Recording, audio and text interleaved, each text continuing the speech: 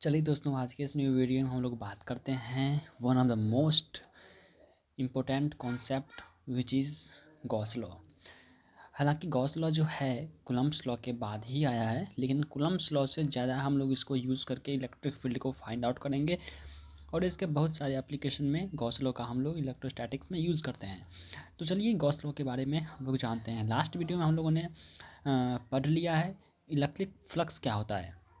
Electric flux अगर आप जानते हैं तभी आपको गॉस लॉ समझ में आएगा, क्योंकि बिल्कुल टोटली इलेक्ट्रिक फ्लक्स पे ही ये डिपेंडेंट है। तो चलिए, अगर आपने वो लास्ट वीडियो नहीं देखा है तो डिस्क्रिप्शन बॉक्स में आपको लिंक मिल जाएगा, या तो फिर आई बटन पर क्लिक करके भी आप वो वीडियो को देख सकते हैं। इलेक्ट्रिक फ्लक्स, उसमें हम बहुत इंपॉर्टेंट कॉन्सेप्ट फ्लक्स के बारे में डिस्कस किया है, तो जाके उस वीडियो को आप डेफिनेटली देख लीजिए। चलिए हम बात करते हैं गॉस लॉ के बारे में। गॉस एक साइंटिस्ट थे और उन्होंने एक लॉ दिया जिसको गॉस लॉ कहा जाता है, और यह जो है कूलम्ब्स लॉ के बाद आया हुआ है। ओके, तो गॉस कहते हैं the flux of the net electric field through a closed surface equal to the net charge enclosed by the surface divided by epsilon naught. कहने का मतलब कोई भी सरफेस है, लेट सपोज मैंने अभी यहाँ पे देख सकते हैं ड्रॉन किया है। I have drawn a figure q1 q2 qn which is a charge, okay, and this charge is inside the this closed surface, okay, and some charges also is situated in outside of this area of the closed box, you can see okay. So अब यहाँ पे देख रहे हैं कि जितने भी charge, अभी गॉस कहते हैं कि जितने भी चार्ज किसी भी क्लोज्ड सरफेस के इनसाइड में रहेगा, उस चार्ज का जो फ्लक्स होगा ई डॉट डी एस, फ्लक्स को हम लोग क्या जानते हैं, फाई इक्वल टू क्या होता है, ई डॉट एस होता है। ओके, ई डॉट एस होता है। तो ये है ई डॉट एस, मतलब जितना भी चार्ज के थ्रू, जितना भी चार्ज के कारण जो फ्लक्स बनेगा वो इन टोटल इंटीग्रेशन समेसन वो जो होगा Q inside bye epsilon not के इक्वल होगा। आपको ध्यान देना होगा ये क्यू इनसाइड ही होता है। ओके, क्यू इनसाइड, जितना इनसाइड में चार्ज रहेगा क्लोज सरफेस के अंदर, उसकी वजह से जो इलेक्ट्रिक फ्लक्स आएगा उसका समेसन जो होगा वो इप्सिलॉन नॉट से डिवाइड हो जाएगा उस चार्ज के, जितने भी चार्ज है उसके सम के। ओके, अब हम इसको पूरे डिटेल में बात करते हैं आखिरकार क्यू इनसाइड ही हम लोग क्यों लेते हैं, क्यू आउटसाइड क्यों नहीं लेते हैं। तो बेसिक आपका ये जो कॉन्सेप्ट है जो ई डॉट डी एस जो होता है वो क्यू अपॉन इप्सिलॉन नॉट होता है, और ई डॉट डी एस जो होता है सो टोटल चार्ज, जितने चार्ज जो क्लोज्ड सरफेस में, अगर एक चार्ज होंगे क्लोज सरफेस में तो उस चार्ज के कारण जो फ्लक्स बनेगा वो Q inside by epsilon not होगा। यहाँ पे मल्टीपल चार्जेस हैं, Q1 Q2 Q3 से Q1 तक चार्जेस है, इसलिए हमें integration of E dot d S, कहने का मतलब E1 के कारण, E2 के कारण, E3 के कारण, ऐसे ऐसे करके ई डॉट डी एस का समेसन जो है सो क्यू इनसाइड क्या है यहाँ पे, Q1 Q2 Q3 जितना चार्जेस है उसका बाय इप्सिलॉन नॉट है। ये टोटली गॉस लॉ कहता है। ओके, आई होप ये तो समझ में आ गया होगा। हम आगे बढ़ते हैं। आगे हम बात करते हैं क्यू इनसाइड ही क्यों लेते हैं, क्यू आउटसाइड क्यों नहीं। तो बेसिकली होता ये है दोस्तों कि क्यू आउटसाइड भी लिया जाता है। ये जो इतना है ना, जितना हम यहाँ पे फ्लक्स निकालते हैं वो क्यू आउटसाइड भी निकालता है, लेकिन इफेक्टिवली टोटल सम जब होता है फ्लक्स का वो क्यू आउटसाइड वाला जीरो हो जाता है। कैसे जीरो हो जाता है, चलिए हम बात करते हैं। लेट सपोज कोई यहाँ पे, हम यहाँ पे देखते हैं, लेट सपोज कोई ये सरफेस है। ओके, सरफेस है जहाँ पे Q1 Q2 Q3 सब इनसाइड में रखा हुआ है। ओके, ये सेंटर है इसका, और Q1 चार्ज जो है सो आउटसाइड रखा हुआ है। ओके, तो हम जो यहाँ पे लिखेंगे इसका ई डॉट डी एस जो होगा, ई डॉट डी एस जो क्यू बाई इप्सिलॉन नॉट जो होगा टोटल चार्ज की वजह से, इस Q1 इन आउटसाइड में जो चार्ज रखा हुआ है इसके कारण जीरो हो जाता है। कैसे जीरो हो जाता है, तो हम देखते हैं। Q1 ये पॉजिटिवली चार्ज है। अगर लेट सपोज कोई एरिया यहाँ पे हम लेते हैं, छोटा सा सरफेस एरिया वेक्टर यहाँ पे लेते हैं, तो एरिया इस चार्ज के कारण, इस पॉइंट पे इलेक्ट्रिक फ्लक्स का वैल्यू क्या होगा, एरिया वेक्टर इस डायरेक्शन में। ओके, एरिया वेक्टर इस डायरेक्शन में, और इलेक्ट्रिक फील्ड Q1 चार्ज के कारण क्या होता है आगे की ओर, तो ये इलेक्ट्रिक फील्ड यहाँ पे भी क्या होगा, आगे की ही ओर होगा। तो इसके कारण इस पॉइंट पे जो होगा सो इलेक्ट्रिक फ्लक्स का वैल्यू क्या हो जाएगा, Q1 ई डॉट डी एस होता है, ई डॉट डी एस। तो E dot d s cos theta क्या हो, थीटा एंगल क्या हो जाएगा 0 डिग्री, क्योंकि दोनों क्या डायरेक्शन में है, 0 डिग्री, दोनों ही इक्वल पैरेलल ही है। तो E D s cos theta cos 0 degree 1, तो ई डी एस का वैल्यू फाई का वैल्यू क्या हो जाएगा, डी फाई का वैल्यू क्या हो जाएगा, ई dot d S, E D S, E D S. अब यही चार्ज के कारण अगर इस साइड हम सरफेस अगर छोटा सा ड्रॉ करते हैं, ओके, तो इसके कारण यहाँ पे क्या हो जाएगा, यहाँ पे क्या हो जाएगा, आगे की तरफ यहाँ पे हो जाएगा इसका एरिया वेक्टर का डायरेक्शन क्या हो जाएगा आगे की ओर, और इसके कारण जो इलेक्ट्रिक फील्ड का डायरेक्शन क्या होगा, इलेक्ट्रिक फील्ड का डायरेक्शन क्या होगा, इस डायरेक्शन की ओर, इस चार्ज के कारण हम ये हम कह रहे हैं पूरे सरफेस पे इस चार्ज के कारण अगर हम देखें इस पॉइंट पे इलेक्ट्रिक फ्लक्स का वैल्यू, तो यहाँ से एरिया वेक्टर का डायरेक्शन इस साइड, और इलेक्ट्रिक फील्ड का जो डायरेक्शन है Q1 चार्ज के कारण, ये चार्ज के कारण वो इस साइड है, इस साइड देख सकते हैं, क्योंकि रेडियली आउटवर्ड होता है। तो इस कंडीशन में एंगल क्या हो जाएगा, 180 डिग्री हो जाएगा। तो ई डॉट डी एस क्या हो जाएगा, माइनस ई डी एस हो जाएगा। कॉस 180 डिग्री क्या हो जाता है, -1 होता है, तो माइनस ई डी एस। अगर इस चार्ज के कारण फुल्ली हम अगर सारे सरफेस पे जितना भी इलेक्ट्रिक फ्लक्स का वैल्यू हो जाएगा वो कैंसिल आउट हो जाएगा, यहाँ पे माइनस में है यहाँ पे प्लस में है, तो टोटली क्या हो जाता है, कैंसिल आउट हो जाता है। इसलिए जो है सो हम बाहर की जो सरफेस रखे रहते हैं उसके कारण जो फ्लक्स का वैल्यू होता है सरफेस पे वो इक्वली कैंसिल आउट हो जाता है। इसीलिए साइंटिस्ट गॉस जो थे तो उन्होंने बताया कि क्यू ओनली इनसाइड के कारण जो इलेक्ट्रिक फ्लक्स बनेगा उसी को हम डिटरमाइन, उसको हम जो है सो लेंगे, ओके, उसी को हम लेंगे। इसलिए जो होता है Q inside upon epsilon not जो होता है सो इसी कारण होता है, ओके। तो यही गॉस लॉ है। चलिए अब हम आगे बात करते हैं इसका जो हम अभी किए हैं, तो आपको बताते हैं कैसे ये हुआ है। तो पर्टिकुलरली अगर हम इंडिविजुअल चार्ज की वजह से जो E1 जैसे कि इलेक्ट्रिक फील्ड जो होगा सो हर एक चार्ज चीज़ के लिए, एक बात और हम यहाँ पे बता देते हैं कि किसी पॉइंट पे इलेक्ट्रिक फ्लक्स का वैल्यू इस चार्ज के कारण मिलेगा, इंडिविजुअल मिलेगा, लेकिन ओवरऑल अगर हम बात करें तब वो जो है इलेक्ट्रिक फ्लक्स वो कैंसिल आउट हो जाएगा। इंडिविजुअल जगह इस Q1 चार्ज के कारण यहाँ पर भी फ्लक्स है ई डॉट डी एस, इस Q1 चार्ज के कारण यहाँ पे भी फ्लक्स है माइनस ई डॉट डी एस, लेकिन टोटल जो सम होगा जो कि हम गॉस लॉ में करते हैं, सम करते हैं, वो सम इसका 0 हो जाएगा। इंडिविजुअल किसी पॉइंट पे हर एक चार्ज के कारण जो है इलेक्ट्रिक फ्लक्स का वैल्यू हम लेंगे, अगर कोई इंडिविजुअल बोलेगा तो आप लेंगे, बट टोटल जो समेशन होगा किसी चार्ज, किसी भी बॉडी पे चार्जेस का जो रहता है जमावड़ा, उसके कारण जो होगा वो कैंसल आउट हो जाता है, ओके। तो चलिए अब हम यहाँ पे लेते हैं हर एक पर्टिकुलर चार्ज के कारण इलेक्ट्रिक फील्ड भी होगा, और यहाँ पे देखते हैं। चलिए इलेक्ट्रिक फील्ड जो होगा, इलेक्ट्रिक फील्ड का अभी हम समेशन कर रहे हैं। तो Q1 चार्ज के कारण जो होगा E1, फिर Q2 के कारण E2, ऐसे करते करते Q1 चार्ज जो इनसाइड में पड़ा हुआ है इसके कारण EN, प्लस फिर हम आउटसाइड चार्जेस जो रखे हुए हैं उसके कारण जो इलेक्ट्रिक फील्ड का वैल्यू हम लेंगे वो देखिए E1 डैश, अभी हम डैश ले रहे हैं, ओके। फिर Q2 चार्ज के कारण जो होगा वो E2 होगा, फिर Q1 N चार्ज के कारण जो इलेक्ट्रिक फील्ड का वैल्यू वो EN होगा, ओके। अब हम सारे को फाई जो ये फ्लक्स निकालेंगे वो करेंगे। इलेक्ट्रिक फील्ड का वैल्यू हम कैलकुलेट कर लिए हैं, अब इंटीग्रेट करेंगे, सारे को जोड़ेंगे, तो इंटीग्रेट कर दिए हैं, सारे को जोड़ दिए हैं, और सारे को जोड़ने के बाद फाई जो होगा सो हमें टोटल इलेक्ट्रिक फ्लक्स मिलेगा। तो देखिए क्या होता है, कैसे होता है, ई डॉट डी एस इस चार्ज के कारण जो होगा किसी सरफेस पे जो हम यहाँ पे लेट सपोज सरफेस यहाँ पे ड्रॉन करे किए हैं, डी एस सरफेस ड्रॉन किए हैं, लेट सपोज इस चार्ज के कारण जो है डी एस सरफेस ड्रॉन किए हैं, तो इलेक्ट्रिक फ्लक्स का वैल्यू दोनों क्या होगा, दोनों का डायरेक्शन ऐसे ही लेंगे तो ई डी एस मिल जाएगा। फिर E2 के कारण इस सरफेस पे जो है अगर हम करते हैं फ्लक्स का वैल्यू कैलकुलेट करेंगे तो वो भी क्या होगा, पॉजिटिव ही होगा। फिर ऐसे करते करते जो इनसाइड रखा हुआ है चार्ज उसके कारण जो इलेक्ट्रिक फ्लक्स का वैल्यू वो EN DS होगा। बट वही हम अगर E dot d S E1 dash अगर हम बाहर के चार्जों के लिए करें तो ओवरऑल क्या होता है, कैंसल आउट हो जाता है। इसके लिए हम इसको जो है इसका वैल्यू जो हम यहाँ पे 0 दे देते हैं, ओके।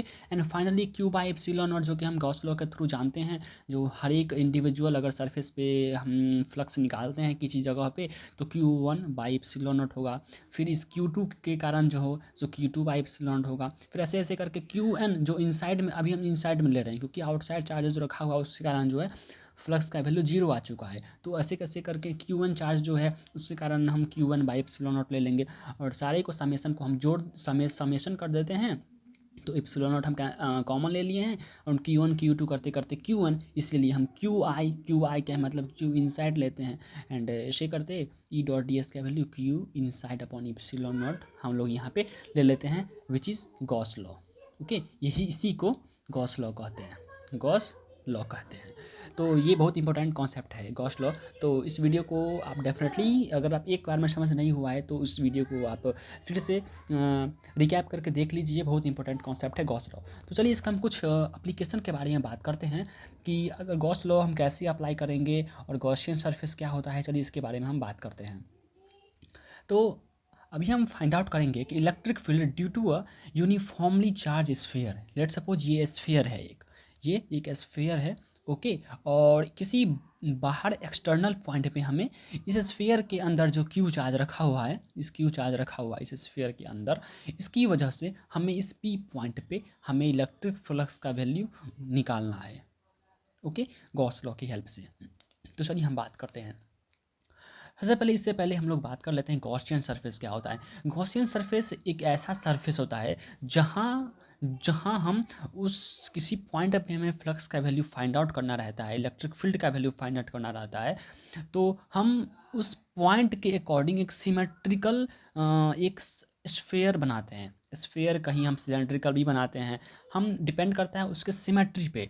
लेट सपोज यहाँ पे अगर इलेक्ट्रिक फील्ड फाइंड आउट करने के लिए कह रहा है, ओके, यहाँ पे इलेक्ट्रिक फील्ड फाइंड आउट करने के लिए कह रहा है, तो यहाँ पे एक हम गॉसियन सरफेस ड्रॉ किए हैं। जो गॉसियन सरफेस जो हम ड्रॉ किए हैं, हर एक जो चार्ज यहाँ पे रखा हुआ उसके लिए सिमेट्रिकल है। देख सकते हैं इसका डिस्टेंस यहाँ से उतना ही है, इसका डिस्टेंस वहाँ से इतना ही है, और हर एक जगह पे फील्ड का जो इफेक्ट होगा, अगर हम यहाँ पे भी फील्ड पॉइंट आउट करें तो उसका भी वैल्यू वही होगा जितना इसका होगा। तो गॉसियन सरफेस एक हम इमेजिनरी सरफेस ड्रॉ करते हैं जिसकी हेल्प से हमें इलेक्ट्रिक फील्ड फाइंड आउट होता है। यहाँ पे हमें पी पॉइंट पे अभी हम स्फेरिकल गॉसियन सरफेस ड्रॉ किए हैं, कहीं पे हो सकता है हमें सिलेंड्रिकल गॉसियन सरफेस ड्रॉ करना पड़े, तो लीनियरली ड्रॉ करना पड़े, तो ऐसे करके हम ड्रॉ करते हैं, ओके। तो गॉसियन सरफेस वही होता है, एक सरफेस होता है, इमेजिनरी सरफेस हम ड्रॉ करते हैं, उसकी हेल्प से हमें electric field find out easily हो जाता है, ओके। तो चलिए हम यहाँ पे पी पॉइंट पे इलेक्ट्रिक फील्ड फाइंड आउट करते हैं। तो इलेक्ट्रिक फील्ड इस पी पॉइंट पे क्या होगा, इस क्यू चार्ज के कारण, क्यू चार्ज के कारण जो हम फ्लक्स निकालेंगे, क्यू चार्ज के कारण जो हम यहाँ पे फ्लक्स निकालेंगे, फाई फाई जो निकालेंगे, so E dot d s, integration of E dot d s. तो यहाँ पे आप लोग देख सकते हैं कि इलेक्ट्रिक फील्ड ई और D s integration, D S का क्या होता है इंटीग्रेट, अगर हम किसी डी एस को इंटीग्रेट करते हैं, लेट सपोज कहने का मतलब किसी एरिया है, किसी एरिया का हम लोग इंटीग्रेट करेंगे, किसी एरिया का हम लोग इंटीग्रेट करेंगे, किसको, एक स्फीयर है, स्फीयर पे छोटा सा एरिया लेते हैं, फिर उसके उससे ज़रा बड़ा एरिया लेते हैं, जो टोटली जो सरफेस एरिया स्फीयर है क्या होता है, 4πr² होता है, 4πr²। टोटली सरफेस का एरिया क्या होता है, 4πr²। तो इसी के कारण यहाँ से हम यहाँ पे क्या है, ये एक स्फीयर हम यहाँ पे ड्रॉ किए हैं, यहाँ पे हम स्फीयर ड्रॉ किए हैं। तो यहाँ से सेंटर से लेके क्यू चार्ज जहाँ से सिचुएटेड है, यहाँ से लेके इस आर तक का जो डिस्टेंस है, वहाँ से हम यहाँ पे एक इसका रेडियस हो जाएगा। तो इलेक्ट्रिक फील्ड तो हम यहाँ पे ई लिख लिए हैं, इस पॉइंट पे जो इस क्यू चार्ज के कारण जो इलेक्ट्रिक फील्ड का वैल्यू होगा, हम ई तो लिख लिए हैं। तो यहाँ पे आर डिस्टेंस पे होगा, तो इसका डी एस क्या होता है, इंटीग्रेट करेंगे अगर हम किसी सरफेस को, स्फीयर को, तो उसका एरिया क्या हो जाता है, 4πr² होता है, 4πr²। अभी हम ये डिस्टेंस नहीं ले रहे हैं, ओके, ये डिस्टेंस नहीं, ये स्फीयर का डिस्टेंस है, हम ले रहे हैं गॉसियन सरफेस के अकॉर्डिंग, गॉसियन सरफेस के अकॉर्डिंग ले रहे हैं। तो इस पी पॉइंट का क्या हो जाएगा, डिस्टेंस क्यू चार्ज की वजह से 4πr², ओके, 4πr²।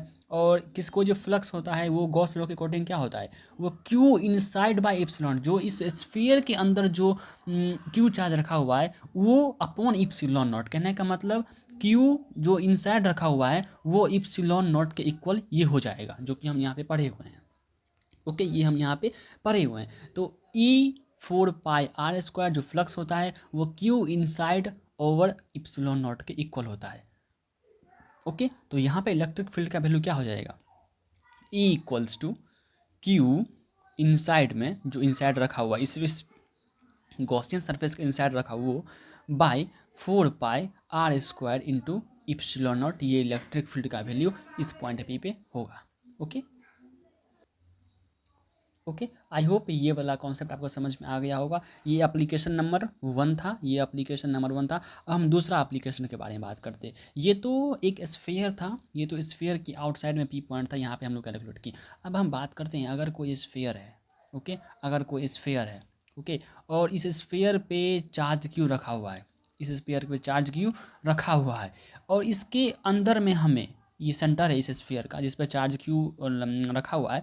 एंड यहाँ पे लेट सपोज हमें इस पॉइंट पी पे हमें इलेक्ट्रिक फील्ड फाइंड आउट करना है। यहाँ पे हमें बाहर के एक्सटर्नल पॉइंट पे था, अभी हमें इंटरनल पॉइंट पे इलेक्ट्रिक फील्ड का वैल्यू फाइंड आउट करना है। तो कैसे हो सकता है फाइंड आउट?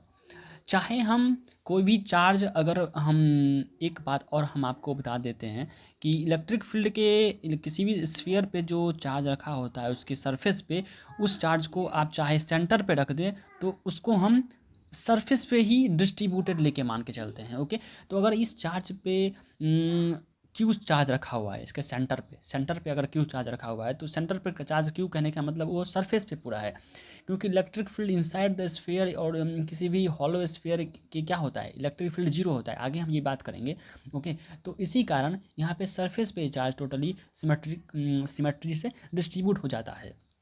तो हमें इस पॉइंट पे अगर इलेक्ट्रिक फील्ड का वैल्यू फाइंड आउट करना होगा तो कैसे फाइंड आउट करेंगे? थिंक कीजिए, वीडियो को पॉज कीजिए एंड अगर आपने कर लिया है तो चलिए स्टार्ट करते हैं। तो क्या होगा कि अगर यहाँ इस पॉइंट के अकॉर्डिंग हम लोग क्या करेंगे, एक गॉसियन सरफेस ड्रॉ करेंगे इस पॉइंट के अकॉर्डिंग। लेट सपोज इसका जो डिस्टेंस है, इसका जो रेडियस है वो आर है। इस स्फीयर जो है, ये ओरिजिनली स्फीयर जिस पे क्यू चार्ज डिस्ट्रीब्यूटेड है, उसका सेंटर रेडियस क्या है, आर है। और जहाँ हमें पॉइंट करना है, जहाँ हमें फाइंड आउट करना है इलेक्ट्रिक फील्ड का वैल्यू पी पॉइंट पे, वहाँ तक का डिस्टेंस क्या है, लेट सपोज ये स्मॉल आर है, वो कैपिटल आर है, ये स्मॉल आर है। तो क्या करेंगे, सबसे पहले आपको गॉसियन सरफेस ड्रॉ करना है। सबसे पहले क्या करना है, गॉसियन सरफेस आपको ड्रॉ करना है। तो हम यहाँ पे इस पॉइंट के अकॉर्डिंग एक गॉसियन सरफेस ड्रॉ कर लेते हैं, और गॉसियन सरफेस ड्रॉ कर लेते हैं। अब हमें क्यू चार्ज जो है सो डिस्ट्रीब्यूटेड है, सेंटर पे लेट सपोज क्यू चार्ज रखा हुआ है। तो हम क्या करेंगे, इस पी पॉइंट के अकॉर्डिंग गॉसियन सरफेस ड्रॉ कर किए हैं, और यहाँ पे हम फ्लक्स का वैल्यू कैलकुलेट करेंगे। तो फ्लक्स क्या हो जाएगा, फ्लक्स हो जाएगा integration of E dot d S, E dot d S, E dot d S close surface में। तो ई इंटीग्रेशन ऑफ ई तो बाहर निकल जाएगा, ई तो कांस्टेंट है टर्म, और ई सरफेस है D S, D S surface है। डी एस सरफेस कहने का मतलब टोटली इंटीग्रेट करेंगे तो ये स्फीयर हो जाएगा, पूरा स्फीयर हो जाएगा।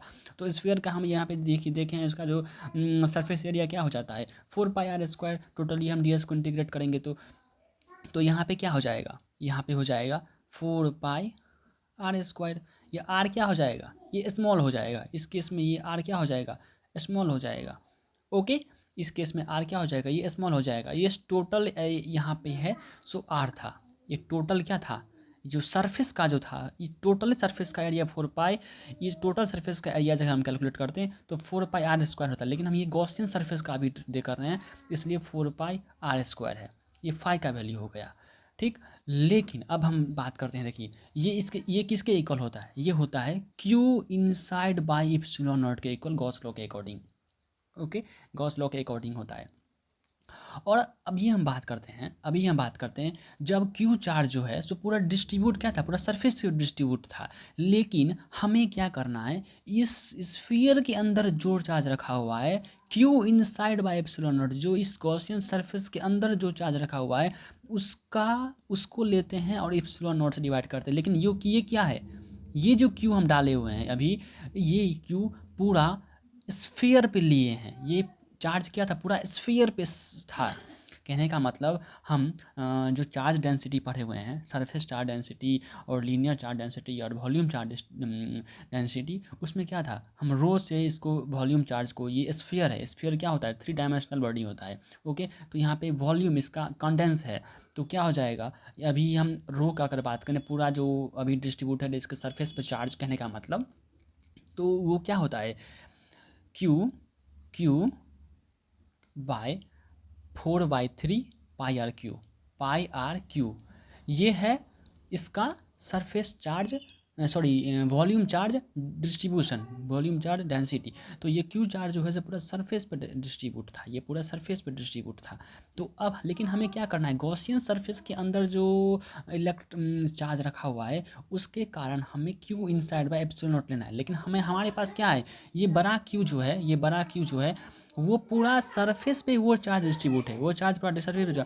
तो हमें इस चार्ज जो यहाँ इतना दूर जो चार्ज रखा हुआ है उसके लिए हमें क्या करना होगा, उसके लिए हम क्या करेंगे, हम यूनिटरी मेथड आप लगा सकते हैं इस कंडीशन में। अगर टोटल सरफेस पे अगर चार्ज है 4/3 pi are cube, 4/3 pi are cube, इतने वॉल्यूम में अगर क्यू चार्ज डिस्ट्रीब्यूट होता है, क्यू चार्ज डिस्ट्रीब्यूट होता है तो वन, तो कहने का मतलब वन वॉल्यूम में कितना होगा, एक छोटा सा वॉल्यूम में कितना होगा, छोटा सा वॉल्यूम में Q by 4/3 pi are Q, एक वॉल्यूम में, ये पूरा वॉल्यूम था, छोटा सा वॉल्यूम क्या हो इतना।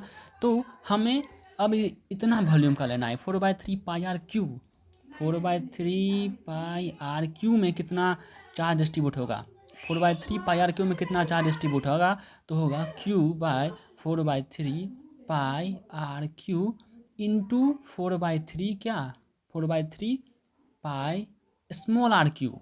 ये इतना चार्ज जो है सो रहेगा इस छोटे से सरफेस में, इस छोटे से सरफेस में। क्योंकि वॉल्यूम चार्ज डेंसिटी से हम लोग जानते थे कि ये क्यू जो था ना पूरा इंटायर सरफेस पे चार्ज था, इंटायर सरफेस पे। लेकिन हमें तो गॉसियन सरफेस के अंदर जितना चार्ज कंटेन है उसके कारण इलेक्ट्रिक फ्लक्स का वैल्यू निकालना है। ओके, इसलिए हमें इस छोटा से करने के लिए हमें Q by 4/3 pi are Q इतना किए। तो 4/3 से 4/3 कट गया तो बचा क्या, Q R Q upon capital R का होल क्यू। ये जो है सो क्यू डैश मिला हमें, ये जो है ना वो क्यू डैश मिला। अगर हम इसको क्यू डैश मिला, ये क्यू डैश हमें मिला Q R Q by R Q. ये जो है ना हमें छोटा सा जो सरफेस स्मॉल किए हैं गॉसियन सरफेस, उसके लिए हमें चार्ज मिला। तो हम यहाँ पे क्या लिख सकते हैं, हम यहाँ पे लिख सकते हैं 4E इंटू 4RQ, और Q इनसाइड की जगह पे हम लिख देंगे Q इनसाइड की जगह पर RQ बाय RQ और एप्सिलॉन नॉट। ओके, तो ये हो गया इलेक्ट्रिक फील्ड। अगर यहाँ से अगर हम फर्दर कैलकुलेट करें तो QRQ by RQ epsilon naught 4 पाई नीचे अगर हम इसको ला लेते हैं। ओके, और RQ हमें नीचे ला लेंगे, RQ नीचे ला लेंगे। Okay, Q by R epsilon naught और 4 पाई आर क्यू नीचे ला लेंगे। तो RQ से RQ हमें ऊपर से कैंसिल होता दिख रहा है। और तो इसका जो फाइनल रिजल्ट जो है सो RQ एप्सिलॉन नॉट 4 पाई। ओके, तो यही इसका फाइनल रिजल्ट है। तो ये तो हो गया अगर किसी सेंटर में चार्ज जो है सो लगा रहता है तब। ओके, सॉरी दोस्तों, आप यहाँ पे देख सकते हैं एक मिसप्रिंट हो गया था, यहाँ पे आर स्क्वायर था, सॉरी यहाँ पे आर स्क्वायर था।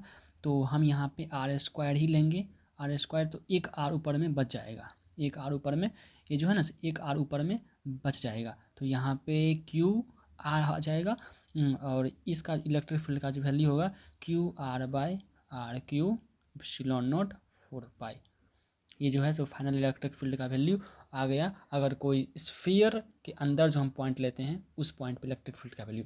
अब हम लास्ट में फाइनली बात करते हैं कि उस पॉइंट पे क्या होगा जब इलेक्ट्रिक फील्ड, ये कोई चार्ज है, यहाँ पे रेडियस आर है, और यहीं पे हमें इसी पॉइंट पे हमें पी पॉइंट है, इसी सरफेस पे ही हमें अगर इलेक्ट्रिक फील्ड का वैल्यू फाइंड आउट करना है तो क्या होगा। और क्यू चार्ज जो है सो अंदर में है, क्यू चार्ज जो है सो अंदर में है, इसी सरफेस पे ही, इसी स्फीयर पे ही हमें इलेक्ट्रिक फील्ड का वैल्यू क्या होगा।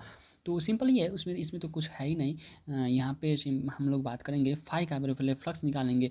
तो फ्लक्स क्या हो जाएगा ई dot d S, E D S का हम लोग क्या लेते हैं इंटीग्रेशन ऑफ डी एस। तो ई इंटू 4 पाई, यहाँ पे रेडियस क्या है स्मॉल आर और कैपिटल आर दोनों सेम ही है। यहाँ पे पहले अलग अलग होता था, दोनों अब क्या है इस कंडीशन में सेम ही है। और क्यू चार्ज क्या है इसी के अंदर है, अंदर। तो Q inside by epsilon naught. Okay, तो इलेक्ट्रिक फील्ड का वैल्यू क्या हो जाएगा Q inside upon 4 pi R square और एप्सिलॉन नॉट। ये हो गया आपका अगर कोई इलेक्ट चार्ज की वजह से सेंटर में चार्ज जो है उसकी वजह से हमें किसी स्फीयर के सरफेस पे जस्ट हमें इलेक्ट्रिक फील्ड का वैल्यू फाइंड आउट करना है तो कैसा होगा, क्या होगा। तो आई होप इस तीनों कंडीशन को आप लोग डेफिनेटली एक बार फिर से देख लीजिए वीडियो में, बहुत इंपॉर्टेंट है किसी भी बोर्ड एग्ज़ाम के लिए। और आता है अगर किसी भी एग्ज़ाम में अगर आपको गॉस लॉ पे अगर लॉन्ग टाइप में क्वेश्चन आता है तो आपको ये तीनों कंडीशन दे के आपको दिखाना पड़ेगा कि गॉस लॉ कैसे वैलिड, गॉस लॉ कैसे हम लोग निकालते हैं किसी सरफेस पे, और किसी सरफेस के अंदर हम लोग कैसे निकालते हैं, और किसी भी सरफेस के बाहर अगर कोई एक्सटर्नल पॉइंट रहता है तो कैसे निकालते हैं। तो ये आप लोग को करना एग्ज़ाम के पॉइंट ऑफ व्यू से बिल्कुल ज़रूरी हो जाता है, और किसी कॉन्सेप्ट वाइज फिजिक्स को फिल करने के लिए की वजह से भी ये बहुत इंपॉर्टेंट कॉन्सेप्ट हो जाता है। तो आगे की वीडियो में भी हम लोग कुछ सिमेट्रिकल बॉडी लेंगे और बात करेंगे कैसे हम गॉस लॉ को निकालते हैं। तो गॉस लॉ पे एक और दो वीडियो जो है सो और आने वाली है। तो चलिए मिलते हैं कुछ अगले नेक्स्ट वीडियो में। वीडियो 25 मिनट का ऊपर हो गया है, तो चलिए okay, goodbye, see you then.